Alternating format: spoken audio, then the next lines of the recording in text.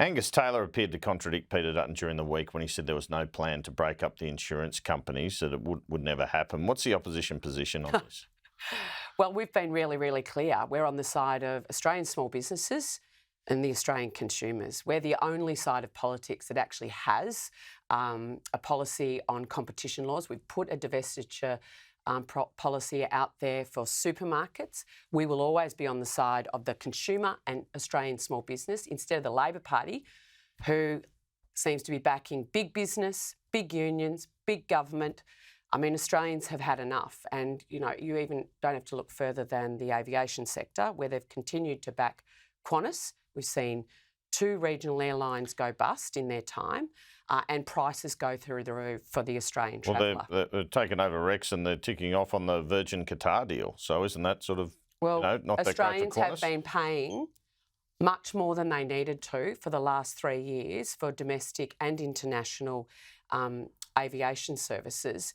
And when you say they've ticked off on Rex, they haven't ticked off on Rex. Rex went bust more than 7 months ago, and we still don't have any clarity on what the government's plan is. What about Virgin Qatar, though? Is that something you support? Oh, slow clap for Labor. Like, honestly, 18 months ago, we could have had Qatar running and competing against the Emirates and Qantas international flights. They took we too know long. Prices would have dropped. What you're saying. But, Andrew, they've had to purchase 25% of Virgin to actually get that to happen. So, I mean, fair's fair. These guys can't make a decision to save themselves. The deadline's looming on whether Australia gets a tariff exemption on steel from Donald Trump. I'm told again this morning that deep talks are still going on now.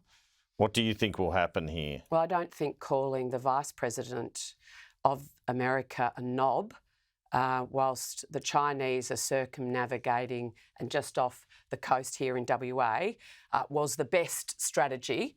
I mean, you've got not just that was the Premier Cook. Yeah, that wasn't. Then you've got the Prime Minister. That wasn't anyone from the federal government. Yeah. No, but America doesn't look at it like this is our most important ally. The coalition was able to secure an exemption when we were in government, when this last came up. But it was all based on relationships.